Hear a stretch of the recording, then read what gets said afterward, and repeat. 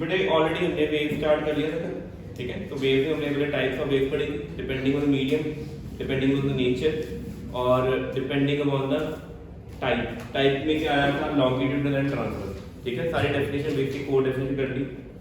फिर हमने wave velocity का फॉर्मूला पढ़ा, स्ट्रिंग में अगर वेव ट्रैवल करेगी इसका फॉर्मूला क्या था, ठीक है। मीडियम में ट्रैवल करती है साउंड वेव का फॉर्मूला क्या था। हमने ये भी पढ़ा कि साउंड वेव की स्पीड जो होती है सॉलिड्स में ज़्यादा होती है, ठीक है। फिर साउंड वेव में स्पीड, उसकी स्पीड अगर मीडियम में काउंट करनी है उसका फॉर्मूला क्या था, root bulk modulus by density, ठीक है। ये बेसिक फॉर्मूला था किसमें, अगर क्या आता है वो फ्लूइड। फ्लूइड आपको पता है ना क्या होता है, इसमें लिक्विड और कौन आते हैं, गैसेस आते हैं। अच्छा, फॉर्मूला फाइंड आउट करने के लिए डेरिवेशन भी की थी, ठीक है। पहली फॉर्मूला किसने, कौन से फिजिसिस्ट ने बताया था, किसने, न्यूटन ने।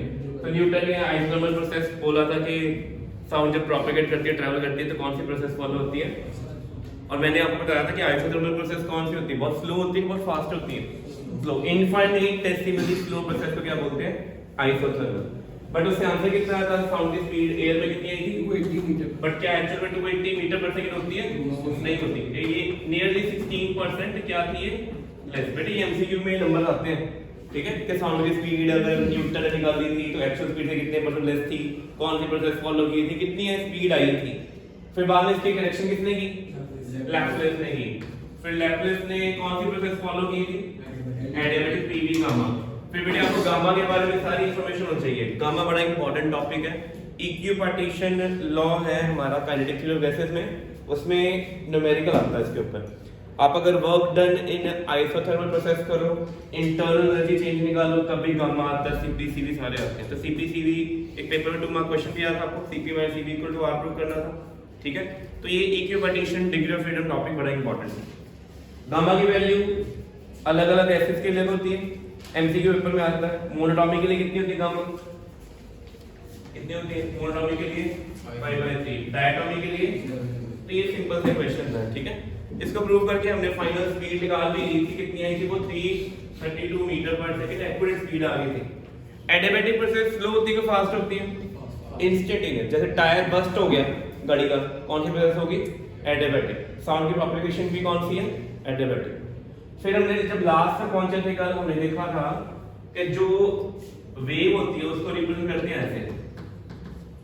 इसका मीनिंग क्या है, इस चीज का मीनिंग है y depending upon x and t। इसका मीनिंग y जो है किन किन दो क्वांटिटी पे डिपेंड कर रहा है, पोजीशन और टाइम पे। अच्छा, ये y क्या शो करता है, इंस्टेंटेनियस डिस्प्लेसमेंट किस एक्सिस के अलोंग, x एक्सिस के y। ये y कौन है, अलोंग y एक्सिस, ठीक है। किसकी, एक पार्टिकल की, किस लोकेशन पे, x लोकेशन पे। इसको ऐसे रीड करना है।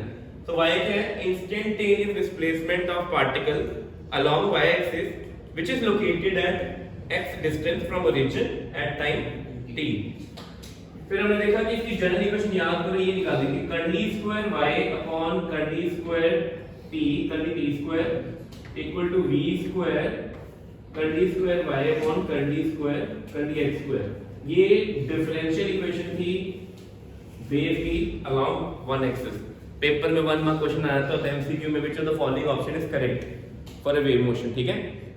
अच्छा, अगर पेपर में 1 मार्क क्वेश्चन आ सकता है, क्वेश्चन ये वाला, ठीक है। 2 मार्क क्वेश्चन आया था, right the differential equation of wave propagating along x axis propagating along y axis. मैं सारी इक्वेशन लिखवाता हूं, फिर हम यहां से नया काम शुरू करेंगे। तो आज हमने ना मैथमेटिकल फॉर्म पढ़नी सारी कि वेव को अगर न्यूमेरिकली सॉल्व करना हो तो उसकी एक मैथमेटिकल इक्वेशन होगी। कल मैंने types of wave on basis of energy propagation बताया था। एक वेव जो ओरिजिन से स्टार्ट हो, सोर्स से, और आगे जाती जाए, वो कौन सी वेव होती है, प्रोग्रेसिव, जो ये वाली है। और एक वेव कौन सी होती है, एक जगह से वेव जाएगी, सामने जाके हिट करेगी, फिर वापस आ जाएगी। It is confined between 2 fixed locations. जैसे हमारे घर के टेरेस पे वो तार लटकाई होती है ना हमने कपड़े टांगने के लिए, उसमें एक एंड से क्लैंप किया कॉर्नर से, दूसरे कॉर्नर पे क्लैंप कर दिया, यहां से उसको डिस्टर्ब किया, वेव जाएगी इधर, फिर वहां से वापस।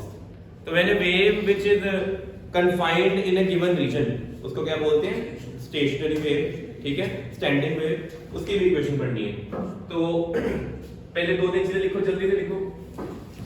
y अगर लिखा हो y z, t, तो इसका मीनिंग क्या है, वेव कहां जा रही है, z एक्सिस है, कहां जा रही वेव, और पार्टिकल्स कहां जा रहे हैं, along y एक्सिस, ठीक है।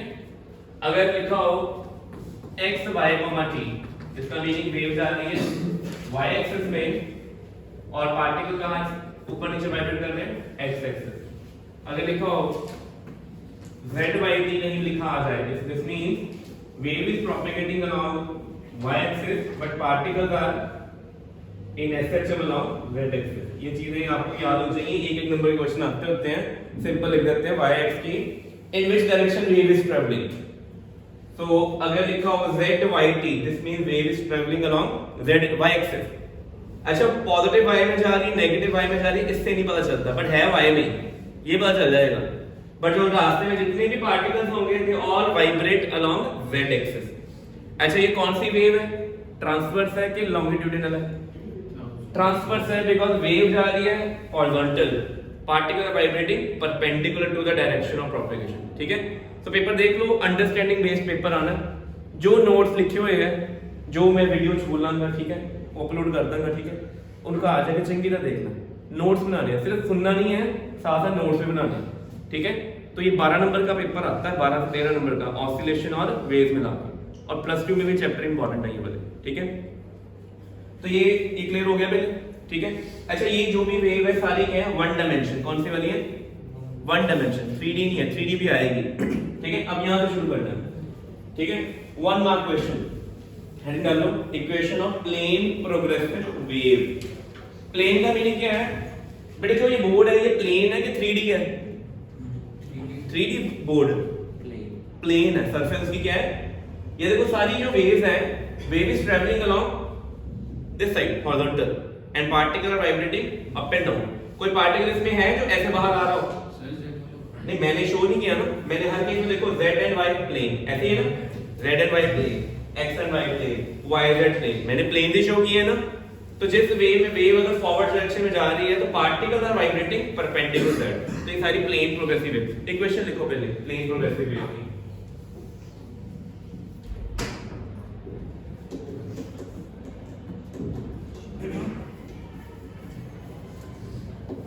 ठीक है।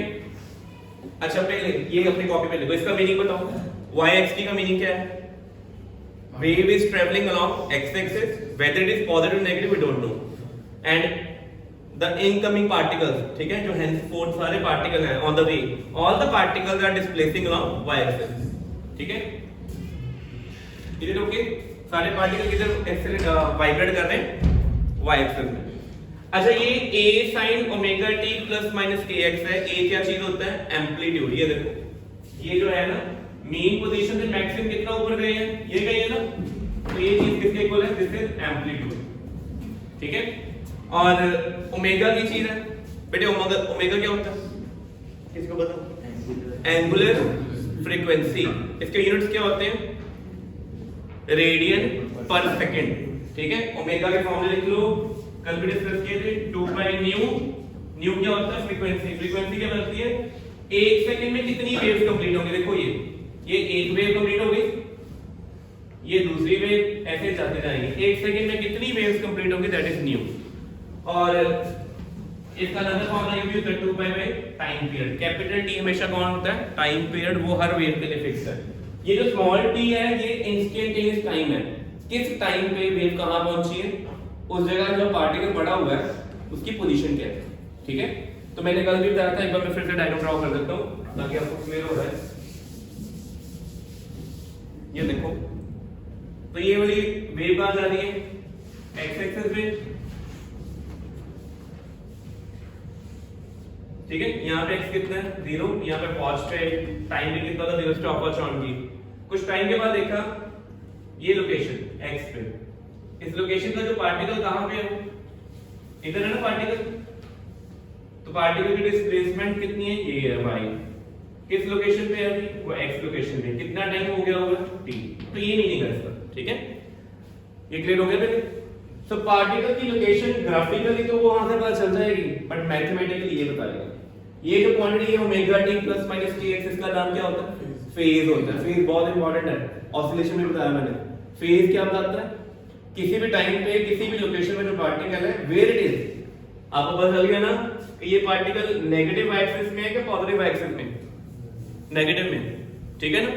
अगले ही मोमेंट में ये पार्टिकल क्या करेगा, नीचे जाएगा कि ऊपर आएगा, कौन बताएगा? फेज बताएगा, ठीक है। तो ये जनरल इक्वेशन है। अब लिखो ये प्लस माइनस, लिखो सिग्निफिकेंस ऑफ प्लस माइनस, यहाँ पे प्लस कब आना है और माइनस कब आना है, तो ये लर्न कर दो। If a wave travel in positive X axis, लिखो if a wave travel in, नजर आ रहा है नहीं तक क्या, if a wave travel in positive X axis, अगर वेव पॉजिटिव एक्स एक्सिस में जाएगी वी यूज माइनस हियर, ठीक है, वी यूज, ये क्वेश्चन है, तो ये वेव कहां जा रही है? पॉजिटिव एक्स एक्सिस में जा रही है, इधर, इसकी वेलोसिटी इधर है, तो इसकी जनरल इक्वेशन क्या होगी? y depending on x and t a sin omega t minus kx, ठीक है। और अगर आपने वेव वेलोसिटी निकालनी है v, वो कैसे निकालते हैं? ओमेगा बाय k, ठीक है। कल मैंने बताया था ओमेगा 2 बाय न्यू होता है और k क्या होता है? 2 बाय लैम्डा, कल हमने फॉर्मूला पढ़ा था ये। इसको सिंपलीफाई करेंगे न्यू लैम्डा, ये फॉर्मूला आपने क्लास 9th में साउंड वेव में किया हुआ कि speed equal to frequency into wavelength.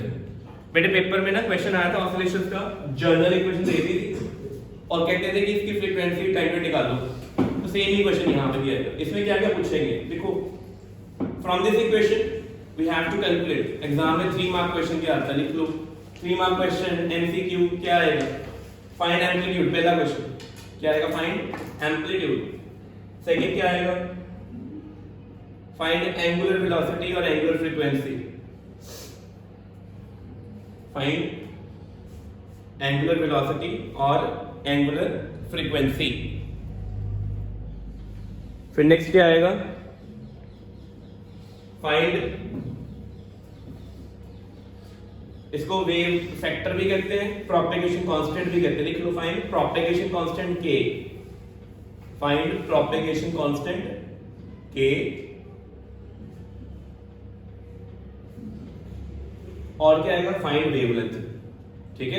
कितने सारे क्वेश्चन आ गए, ठीक है। कल मैंने आपको बताया था कि characteristics of wave motion, wave की स्पीड सेम रहती है, बट क्या सारे पार्टिकल की स्पीड सेम होगी? नहीं होगी। अगर आपने वेव की वेलोसिटी निकालनी है, अगर आपने पार्टिकल वेलोसिटी निकालनी है, तो ये करना, देखो ये लिखो अपने कॉपी पे फॉर्मूला, ये एक डिफिकल्ट क्वेश्चन है पार्टिकल वेलोसिटी। तो वेलोसिटी ऑफ पार्टिकल कैसे निकालते हैं? जो x लोकेशन t टाइम पे होगा, आपने ये जो y है इसको डिफरेंशिएट करना है। बेटे मैंने ये dd लिखा है कि कर्ली लिखा है? कर्ली कब यूज करते हैं? व्हेन वी आर डिफरेंशिएटिंग, कर डिफरेंशिएट ही रहे हैं, पर जो y है सिर्फ x पे डिपेंड करता है कि t के दोनों पे करता है। और वेलोसिटी कब आती है? जब पोजीशन चेंज होती है कि टाइम चेंज होता है, टाइम। इसलिए हमें किसी एक के साथ डिफरेंशिएट करना है, दूसरे नंबर को k, x को क्या मान के चलना है? कांस्टेंट, ठीक है। तो कर्ली कब लगते हैं? जब आप किसी एक वेरिएबल के साथ डिफरेंशिएट करोगे कीपिंग अदर वेरिएबल कांस्टेंट, ठीक है, समझ लगी। तो ये फॉर्मूला क्या आएगा? टॉप पे मैं लिख देता हूं। तो बताइए भी साइन का डेरिवेटिव क्या होता है? और तो ये बनेगा curly by by curly t, जो वेलोसिटी ऑफ पार्टिकल आएगी comes out to be a। देखो साइन का क्या बन गया? cos omega t minus kx आ गया। फिर ब्रैकेट को भी डिफरेंशिएट करना होता है। अच्छा t के साथ डिफरेंशिएट कर रहे हैं, x को क्या मानेंगे? कांस्टेंट, तो कांस्टेंट का डेरिवेटिव की टर्म 0 हो गई, t का कितना हो गया? 1, ओमेगा क्या आ गया? बाहर आ गया। तो बेटे ये भी फॉर्मूला याद रखना, ये कब आना है? तो 4 चीजें पूछ ली, केस स्टडी आ जाएगी। केस में 4 क्वेश्चन होते हैं ना, 4 ही पूछ लिए। एम्पलीट्यूड ओमेगा k पूछ ले एक ही नंबर में, 2 नंबर में क्या पूछ ली? पार्टिकल वेलोसिटी, क्योंकि पार्टिकल वेलोसिटी आपको डिफरेंशिएट करके निकालनी है। ये चीजें निकालने के लिए डिफरेंशिएशन की जरूरत नहीं होती, ठीक है। तो क्लियर हो गया। आप एनसीईआरटी बुक खोल लो, बुक में सॉल्व्ड क्वेश्चन है ये वाला सेम, उसमें बस पार्टिकल वेलोसिटी नहीं पूछी हुई, बाकी सारी पूछी हुई चीजें, ठीक है।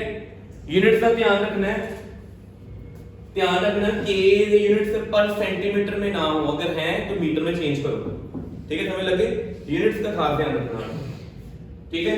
तो अदर फॉर्म्स दी हुई हैं कि नेचर में और कौन कौन सी फॉर्म्स आ सकती हैं। इसे कोई मैनिपुलेट किया है, ओमेगा को 2π/t कर देंगे, एडजस्ट कर देंगे, तो देखो कितनी फॉर्म। लिख लो अनदर फॉर्म्स, जल्दी लिखो नीचे, ये दो ऊपर लिख लिए क्वेश्चन।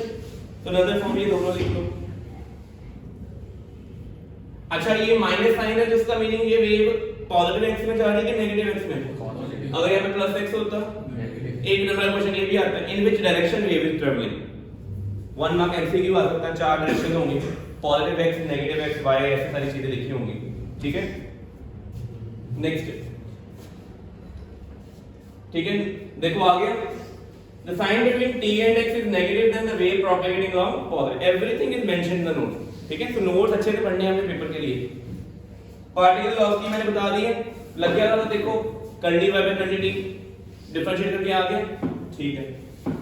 अच्छा मैक्सिमम पार्टिकल स्पीड वो तो पता ही है, याद आपको ये a ओमेगा, अपनी कॉपी पे लिख लो। cos की मैक्सिमम वैल्यू कितनी होती है? cos की 1, sin की मैक्सिमम वैल्यू कितनी होती है? जब cos और ये sin दोनों मैक्सिमम 1 हो जाएंगे तो ये वेलोसिटी क्या हो जाएगी? मैक्सिमम। कितनी होती है वेलोसिटी? a omega. ऑसिलेशन में भी यही आई थी। अब आप याद रखोगे वेव में सारे पार्टिकल किसमें होते हैं? एसएचएम में। तो जो एसएचएम की मैक्सिमम वेलोसिटी थी वही पार्टिकल की मैक्सिमम वेलोसिटी यानी a ओमेगा। तो जो ऑसिलेशन में गया था सेम था। ये भी हो गया। अच्छा ये चीज है कि इंपॉर्टेंट फॉर्मूला मान लो, लिखो, ये लिखो, ये इसको बॉक्स में डालो। ये जो curly y by curly x होता है ना, वेव कहां जा रही है? इधर वेव एक्स एक्सिस में जा रही है, ऐसे होगी। एक चीज आपने लर्न करनी है, ये कौन है? y, ये कौन है? x, ठीक है। यहां पे कोई टेंजेंट ड्रॉ कर दिया, क्या ड्रॉ कर दिया? टेंजेंट कर दिया ड्रॉ। जो ये अपनी कॉपी पे लिख लेना, जो स्लोप ऑफ ये टेंजेंट होता है ना, वो किसके इक्वल होता है? Curly y by curly x या dy बाय dx। ये क्लास 12th में मैथमेटिक्स में भी पढ़ोगे। ओके ठीक है, चलो इसको नोट करो पहले जल्दी।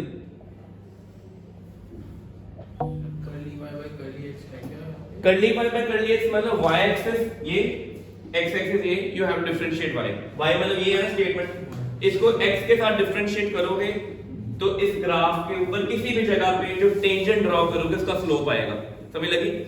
अगर आप y एक्स ग्राफ पे किसी भी जगह टेंजेंट ड्रॉ करते हो, टेंजेंट का स्लोप क्या होता है? y और x को डिफरेंशिएट करना होता है, y को विद रिस्पेक्ट टू x। यहां पे dy बाय dx क्यों नहीं किया? कर्ली y क्यों लगा रहे हैं? d क्यों नहीं कर रहे? क्योंकि y एक से ज्यादा वेरिएबल पे डिपेंड कर रहा है। y क्या कर रहा है? एक से ज्यादा वेरिएबल पे डिपेंड, इसलिए प्रॉब्लम है सारी, और कोई इशू नहीं है। ठीक है, याद रखिए, हो गया कंप्लीट? कोई डाउट इसमें कर? ठीक है, तो ये वाला फॉर्मूला लिखो, ये इंपॉर्टेंट है। अगर इसको डिफरेंशिएट करोगे तो आएगा कितना आंसर? बताओ अभी, curly y by curly x कितना आएगा? 1। अच्छा ओमेगा टी का तो 0 हो गया था, माइनस के है प्लस के है? तो बाहर क्या है? माइनस के, और यहाँ पे क्या आएगा? और ओमेगा टी माइनस के। तो ये कौन है? ये स्लोप है, और ये कौन थी? Particle velocity. तो स्लोप और पार्टिकल वेलोसिटी को डिवाइड कर देते हैं, इसको और इसको डिवाइड कर देते हैं, तो कितना आएगा? तो माइनस के बाय ओमेगा। तो ये फॉर्मूला लिखा हुआ है, हो सकता है एक एमसीक्यू आ जाए इसके ऊपर, या न्यूमेरिकल कोई आ जाए, सिर्फ बोर्ड्स में नहीं कॉम्पिटिटिव में भी आता है ऐसा कुछ। ठीक है, इक्वेशन एक ही है, डिफरेंशिएट दो तरीके से करेंगे। वो कहते हैं कि स्लोप निकाल दो, या स्लोप गिवन होगी, और कहते हैं पार्टिकल वेलोसिटी निकाल दो, के ओमेगा इक्वेशन से निकाल लोगे। ठीक है, के ओमेगा के लिए कुछ नहीं चाहिए होता, इक्वेशन चाहिए होती है बस। ठीक है, पार्टिकल वेलोसिटी और स्लोप भी निकालनी होती है डेरिवेट करके। इंपॉर्टेंट लिखो, वेरी इंपॉर्टेंट। ठीक है, तो ये कंप्लीट हो गया। अच्छा अगला क्वेश्चन टॉपिक,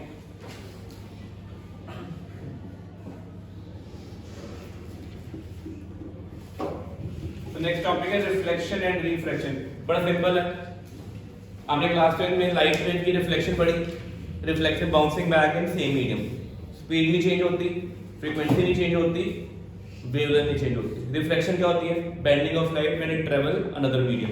स्पीड चेंज हो जाती है, वेवलेंथ चेंज हो जाती है, बट फ्रीक्वेंसी, तो याद रखना frequency is the fingerprint of A wave. Frequency क्या है? फिंगरप्रिंट चेंज होते हैं कभी, किसी हर बंदे का यूनिक है ना, ऐसे हर एक वेव के फिंगरप्रिंट जो फ्रीक्वेंसी है वो यूनिक है, वो कभी चेंज नहीं होगी। चेंज कौन होती है? Wavelength and velocity. ये डायग्राम बस याद रखो, ये वेव जा रही है, वेव इधर है, पार्टिकल ऐसे हैं, तो ये कौन सी वेव ट्रांसवर्स है कि लॉन्ग ट्रांसवर्स? यहाँ से ये हिट की रिफ्लेक्ट बैक होगी, ये देखो आई और आर इक्वल होते हैं कि नहीं होते? अच्छा ये bend away from normal way के टुवर्ड नॉर्मल वे है, इसका मीनिंग इधर क्या होगी स्पीड ज्यादा, इधर स्पीड क्या होगी कम। लाइट टुवर्ड नॉर्मल कब बेंड होती है? Rare to denser, faster to slower, और bend away from normal slower to faster. ठीक है, समझ लगी? तो ये वेव की एग्जांपल बता रहा है, ठीक है, तो इसको आपने ड्रॉ कर लेना, सिंपल सी बात, ठीक है। तो ये एग्जांपल रियल लाइफ में कहां पे होती है? जो हमारा डाइनिंग टेबल होता है ग्लास का, उसको ध्यान से देखो, आपको नीचे फ्लोर भी नजर आएगा, आपका फेस भी नजर आता है, पार्शियल इंप्रेशन, कुछ लाइट ट्रांसमिट भी करके, कुछ लाइट क्या करके रिफ्लेक्ट बैक भी करके, ठीक है। तो बोला वो देखो, रिफ्लेक्शन हो या रिफ्रैक्शन, फ्रीक्वेंसी क्या रहती है? सेम। अपनी कॉपी पे लिखो, उधर बैठो, गेट बंद करो उधर। तो ये याद रखो, रिफ्लेक्शन और रिफ्रैक्शन फ्रीक्वेंसी क्या रहती है? सेम, ये कभी नहीं चेंज होनी, ठीक है। पेपर में आता है क्वेश्चन एमसीक्यू कि 50 हर्ट्ज इंसिडेंट रे है, पानी में चले गई, what happened to the frequency? क्या होगा फ्रीक्वेंसी को? नो चेंज, चाहे वो रिफ्लेक्ट करे चाहे वो रिफ्रैक्ट करते हैं। अच्छा, रिफ्लेक्शन के लिए लॉ ऑफ रिफ्लेक्शन आपको पता है? लॉ ऑफ रिफ्लेक्शन कौन सा लॉ होता है, क्या नाम था इसका, क्या कहते हैं इसको? Sine i by sine r equal to, क्या नाम था याद है? Snell's law. क्या नाम है इसका? Snell's law. वी आई क्या है? वी आई है इंसिडेंट वेलोसिटी पहले मीडियम में, और वी टी क्या है? वी टी क्या है? Transmitted wave velocity in the second medium, ठीक है। रेयर डेंसर मीडियम, किसी को कोई प्रॉब्लम है इसमें? रेयर कौन सा मीडियम होता है जिसमें वेव की स्पीड हाई होती है कि लो होती है? हाई। और डेंसर कौन सा होता है? लो। वैक्यूम और एयर सेम लेवल पे चलते हैं, ये हमेशा क्या है? रेयर है, ठीक है। वैक्यूम अगर कंपेयर करें ग्लास के साथ, ग्लास डेंसर। वैक्यूम अगर पानी को कंपेयर करें, पानी भी क्या है? डेंसर। बट पानी और ग्लास में कौन रेयर डेंसर है? पानी रेयर है, ग्लास क्या है? डेंसर। ग्लास डेंस में हमने पढ़ा रिफ्रैक्टिविटी। तो ये वो बता रहा है कि water rare medium for second wave with respect to air, ठीक है। अब ये लिखो, हेडिंग डालो, what happens when reflection occur, what happens when reflection occur. एक बार रियल लाइफ एग्जांपल बताता हूं, फिर आंसर देना। What happens when reflection occurs at the boundary, ठीक है। तो बाउंड्री पे रिफ्लेक्शन हो रही है, तो क्या क्या होगा वो बताना अब हमें, ठीक है। तो ये देखो मेरे पास है, ये एक स्ट्रिंग है, ये रिजिड स्पॉट है। रिजिड का मतलब क्या होगा? ये फिक्स्ड है, मूव नहीं करना। यहां पे एक हम पाया, इसको पुश कर दिया थे, जग दे दिया वायर को, टाइट वायर की, उसको क्या किया? जग दे दिया। ये हम आगे ट्रैवल करेंगे, ये आगे जाएगा, यहां तक पहुंचेगा, फिर जैसे ही लास्ट मोमेंट यहां पहुंचेगा, क्या ये हम इस पॉइंट को ऊपर पे पुश कर सकता है? नहीं करेगा। इस हम ने इस पॉइंट पे क्या लगाना है? एक्शन कहां लगाना है? अपवर्ड लगाना ना, पर यहां पे नॉट है, रिजिड सपोर्ट है, वो इस हम के ऊपर, वायर के ऊपर एक्शन कहां लगाएगा? नीचे। तो ये वेव यहां से रिफ्लेक्ट होके इधर जाएगी, ऐसे ही होगा। तो जब भी रिजिड सपोर्ट से, हार्ड सपोर्ट से या हैवी सपोर्ट से रिफ्लेक्शन होती है, क्रेस्ट का क्या बन जाता है?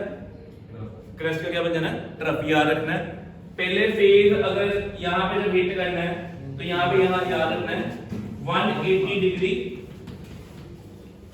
Phase change. कितना आ रहा है? 180 डिग्री फेज चेंज, ठीक है। ये क्लियर हो गया पहले? तो ये अपनी कॉपी पे लिख लो, फेज चेंजेस बाय पाई और 180 डिग्री। एमसीक्यू क्वेश्चन नहीं बना। जो फेज होता है कितने से चेंज, कितने अमाउंट में चेंज होता है? पाई से 180 डिग्री। रिवर्स ही रहता है कब? जब रिफ्लेक्शन कहां से होती है? हार्ड सपोर्ट से या रिजिड बॉडी से, ठीक है। अब फेज 180 डिग्री का मीनिंग क्या है? देखो आपको याद हो, अगर वेव आप पढ़ते हो, ये वाली वेव की कौन सी? साइन है कि कॉस है? यहाँ पे फेज कितना होता है? यहाँ पे कितना होता है? पाई। देखो ये सारा क्रेस्ट था ना, क्रेस्ट में अप साइड होता कुछ अपवर्ड, जैसे ट्रफ शुरू हुआ सब कहां चला गया? डाउन। फेज में कितना चेंज आया? पाई। तो फेज रिवर्सल, वर्ड लिखो, फेज रिवर्सल। फेज रिवर्सल कब आता है? जब क्रेस्ट से किससे चेंज होता है? क्रेस्ट से किस में चेंज होता है? ट्रफ में। ट्रफ से किस में चेंज होता है? क्रेस्ट में। ठीक है, और ये कब होता है? जब रिफ्लेक्शन कहां से हो? अभी मैं बोल रहा हूं वॉल सारी फिक्स्ड है, वॉल से जो भी मेरी साउंड वेव रिफ्लेक्ट करके वापस आएगी कितना फेज में चेंज आया होगा? 180 डिग्री। और अगर गेट को ओपन कर देते हैं, गेट की ओपनिंग में वहां पे क्या एयर है? एयर क्या है? सॉफ्ट है। अगर एयर सॉफ्ट है तो वहां से रिफ्लेक्शन सेम फेज में होती है। तो इसी एग्जांपल को चेंज करते हैं, ड्रॉ कर लिया आपने। अगर इसी को थोड़ा सा चेंज कर दें तो देखो क्या बनता है। यहां पे क्या किया मैंने? एक रिंग लगा दी है पोल में, लगा दी रिंग पोल से अटैच्ड है। फ्री स्पोर्ट है, ये कौन है? फ्री। तो यहां से जैसे यहां पहुंचे तो रिंग कहां चलेगी? टॉप चलेगी ना। तो इसके बाद अगले मूवमेंट में क्या होना है? लास्ट में क्या होना? सेम फेज में आएगा। इसका मीनिंग फ्रॉम फ्री एंड, लिखो from free end no phase change after reflection. From free end no phase change after reflection. बेटे देखो डायग्राम ये कह रही है, ये सीसी का मीनिंग क्या है? क्रस्ट आ रहे हैं, ठीक है, और रिफ्लेक्शन के बाद क्या मिला? ट्रफ। 100%। अच्छा, अगर फेज चेंज है तो कल मैंने आपको फॉर्मूला बताया था, डेल्टा फाई बाय 2 पाई किसके इक्वल होता है? डेल्टा लैम्डा बाय लैम्डा होता है ना। और एक और फॉर्मूला बताया था, equal to delta t by. ये फॉर्मूला बड़ा इंपॉर्टेंट है, ये बताता है अगर फेज में चेंज डेल्टा फाई आता है तो पाथ में चेंज डेल्टा लैम्डा आएगा, टाइम में चेंज कितना आएगा? Delta T. अब इस सब में यहां पे क्या लिखा हुआ है? Path changes by lambda by 2, time changes by t by 2, और फेज के लिए आपको फेज में चेंज पता कितना आया? कितना है फेज में चेंज? रिजिड सपोर्ट में 180 डिग्री आया था या पाई आया था। तो इसकी वैल्यू अगर आपने पाई पुट कर दी तो देखो क्या आप काउंट कर सकते हो ये सारी चीजें। तो डेल्टा लैम्डा कितना आ गया? Lambda by 2। ये सारे एमसीक्यू के क्वेश्चन है, ठीक है, सिंपल से क्वेश्चन। पूरा 3 नंबर का क्वेश्चन ही आ जाए पूरा। रिजिड सपोर्ट पे वेव रिफ्लेक्ट करके आती है, what happens two phase, wavelength and time period, तीनों क्या हो जाएंगे? Half half. बस एंगल ने क्या होना था? पाई, वेवलेंथ ने लैम्डा बाय 2, या पाथ में लैम्डा बाय 2 से चेंज होना है, टाइम में टी बाय 2 से। तो 3 नंबर क्वेश्चन ये भी आ रहा है। और नीचे कौन सी एग्जांपल है? ये वाली, ये लग रही रिंग वाली एग्जांपल लगी पता? ये कौन सी सपोर्ट है? फ्री सपोर्ट या सॉफ्ट एंड, ठीक है। तो ये सारी चीजें क्लियर हो गई। नो चेंज, देखो time changes bye 0, path changes bye 0, कुछ चेंज नहीं है, नथिंग। एक एक्सेप्शन है वो लर्न करनी है हमने। ये कौन सी वेव में चल रही है? सारी ट्रांसवर्स है। एक्सेप्शन में क्या आ रहा है? अच्छा, प्रेशर वेव क्यों करते हैं लॉन्गिट्यूडनल? कोई बताए? प्रेशर वेव, साउंड वेव कहते हैं, प्रेशर वेव है। साउंड वेव को डेंसिटी वेव भी कहते हैं। क्यों कहते हैं? जब साउंड ट्रेवल करती है तो क्या होता है? कुछ पार्टिकल क्या होते हैं? कम क्लोजर, उस रीजन को क्या कहते हैं? कंप्रेशन। वहां पे प्रेशर क्या आता है? डेंसिटी क्या आती है? हाई होती है। और डिस्प्लेसमेंट नहीं, जीरो। और जब पार्टिकल दूर जाते हैं वहां पे क्या क्रिएट होता है? Refraction. Low pressure, low density, high displacement. तो लॉन्गिट्यूडनल प्रेशर वेव पेपर में आता है, लॉन्गिट्यूडनल प्रेशर, नेम है लॉन्गिट्यूडनल प्रेशर वेव। कौन सी है लॉन्गिट्यूडनल प्रेशर वेव?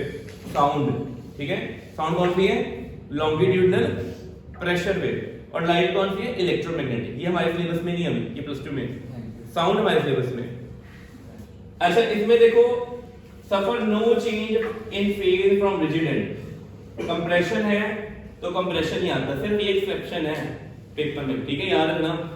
जो भी पढ़ा किसके लिए पढ़ा था? ट्रांसवर्स के लिए। बट लॉन्गिट्यूड में ऐसा, अगर कंप्रेशन हिट होगा तो कंप्रेशन ही वापस आना, ठीक है। तो अपनी कॉपी पे लिख लो, ये इंपॉर्टेंट है, मार्क कर लो। नोट्स है, नोट्स में मार्क कर लो ये, ठीक है। अच्छा, अब हेडिंग डाल लो सुपरपोजिशन ऑफ वेव। लिखो सुपरपोजिशन। आपने केमिस्ट्री में पढ़ा था मैटर वेव, मैटर और वेव, वेव और मैटर में डिफरेंस क्या होता है? ये दो चौक है, अगर ये दोनों चौक एक ही जगह पे मीट करेंगे, मिलके नहीं चौक बना देंगे, नहीं ना। बट एक वेव और दूसरी वेव जब मिलती है तो क्या बन जाती है? नई वेव। पढ़ा ना आपने, डिफरेंस चैप्टर 2 में पढ़ा था, वही है। तो क्या है? पढ़ो, ऊपर टॉपिक है लिखा है, combination waves in combination of string. एक ही स्ट्रिंग में, ये देखो ये कौन सी स्ट्रिंग है, हल्की वाली लाइट है, ये कौन है heavy string, light string heavy string, wave जा रही है, ऊपर क्या क्रेस्ट है ना, अगर क्रेस्ट इसको हिट करेगा यहाँ पे, ये कौन सी बाउंड्री होगी, रिजिड के सॉफ्ट, हैवी है यहाँ पे, रिजिड होगी, तो यहाँ पे जाके जो रिफ्लेक्शन होनी है आउट ऑफ फेज होगी, रिफ्लेक्शन क्या होगी, पाई का फेज डिफरेंस आ गया, बट ट्रांसमिशन देखो क्या है, सेम थिंग, याद रखना। ये एग्जांपल किया हमने, ये रिजिड है, रिजिड में जो रिफ्लेक्शन होगी कौन सी वेव की, लॉन्गिट्यूडिनल है कि ट्रांसवर्स है, ये ट्रांसवर्स है, कैसे जा रही है out of phase 180 reversal, but reflected या ट्रांसमिटेड सॉरी जो है वो सेम चीज, ठीक है। अच्छा ये वाली वेव पॉजिटिव एक्स एक्सिस में जा रही है कि नेगेटिव, इसके लिए ओमेगा टी प्लस के एक्स आएगा कि ओमेगा टी माइनस के एक्स, और ये वाली वेव के लिए, ये वाली वेव के लिए समझ लग गई पहले, ठीक है। पेपर छोड़ देना, डायग्राम आ जाए, वो कहें तीनों के लिए इक्वेशन लिख के दिखाओ, ठीक है। तो तीनों में डिफरेंस किस चीज का आएगा वो देखो, पहली वेव, कभी फ्रीक्वेंसी चेंज होती है वेव की, ओमेगा देखो सेम लिखा है, पता लगा क्यों सेम लिखा है, फ्रीक्वेंसी चेंज, बट इधर जाके मीडियम बदल गया, मीडियम बदलता है, वेव की स्पीड बदलती है, वेवलेंथ भी बदलती है, और k क्या होता है, k फॉर्मूला लिखवाया था मैंने कि k किस पे डिपेंड करता है, 2 पाई बाय लैम्डा, और ओमेगा क्या होता है 2 पाई न्यू, न्यू चेंज नहीं होना बट लैम्डा चेंज होगा, v चेंज होगा, फॉर्मूले बन गए सारे, देखो ये लिखो पहले, ये डायग्राम ड्रॉ करो और ये तीनों लिखो फॉर्मूले, और देखो किसी बच्चे को ये फॉर्मूला लिखने में प्रॉब्लम आती हो तो फॉर्मूला लिखने से प्रॉब्लम नहीं आनी चाहिए। वेव जा रही है एक्स एक्सिस में, पार्टिकल कहां वाइब्रेट कर रहे हैं, y में, x में कि z में, जो स्ट्रिंग के पार्टिकल हैं y, इसलिए y। पहली wave omega t minus k1x क्योंकि इधर जा रहे हैं, रिफ्लेक्टेड वाली बैक आ रही है, ये माइनस माइनस क्या हो गया प्लस, ट्रांसमिटेड आगे जा रही है। अच्छा जो इंसिडेंट और रिफ्लेक्टेड है वो सेम वेव सेम मीडियम है कि डिफरेंट मीडियम में, सेम है, तो वहां पे देखो k1 चल रहा है, और ट्रांसमिटेड इसमें हैवी वायर में वहां पे क्या चल रहा है k2, ठीक है कि नहीं, which is clear हो गई। तो इक्वेशन लिख लोगे, कल पेपर क्वेश्चन आ गया आपको वेव भी बता दिए, डायग्राम दे देंगे, कहेंगे write down the wave equation for incident reflected and transmitted wave, ठीक है। तो 12 से 13 नंबर का पेपर आता है वेव ऑसिलेशन मिलके, ठीक है, ऑसिलेशन होगा तो वेव होना है, और ये वो कर नोट हो गया। अच्छा यहाँ पे प्लस पाई क्यों लगाया, आना चाहिए, बिल्कुल ठीक है। अब देखो इसके आंसर बताओ, अपनी कॉपी खोलो, इसके लिखो आंसर। ये कौन है, वेव रिवर्स हो गई, कौन सी, ये थिक वायर है, ये क्या है थिन, ये वाला एंड क्या है, सॉफ्ट एंड है कि फिक्स्ड एंड है, सॉफ्ट एंड है, फ्री एंड है, कोई फेज में रिवर्सल आना है, पाई आएगा कहीं पे नहीं आएगा। पहले की क्वेश्चन बोलो, y आए क्या आना है, a sin omega t minus k1x, फिर transmitted a sin omega t minus k2x, reflected a sin omega t plus k1x, ठीक है। पाई नहीं आना, लग गया पता, पाई बिल्कुल नहीं आएगा। चलो लिखो इसको, नोट करो, ठीक है। तो पेपर ध्यान रखना, लर्निंग बेस्ड पेपर नहीं आना, अंडरस्टैंडिंग बेस्ड आना। आपको एक जनरल इक्वेशन लिखनी आनी चाहिए, वो लर्न करनी है कि y equal to a sin omega t minus kx कब आना है, प्लस kx कब आना, ठीक है। कार से आराम में वीडियो दोबारा स्क्रॉल करके देखना, ना नोट्स बनाने हैं, ठीक है। तो लास्ट 2 चैप्टर बड़े इंपॉर्टेंट है, ठीक है, बार-बार कह रहे हैं 23 पासिंग है तो 12-13 नंबर इन्होंने दिलवा देने हैं, ठीक है। न्यूमेरिकल के लिए सिर्फ NCERT book sufficient, short and short, बाकी थ्योरी के लिए नोट्स का एक पेज में छोड़ना, सारा थ्रू आउट लिखना है, अच्छे से लर्न करो उसको, ठीक है। सो नोट करो इसको जल्दी।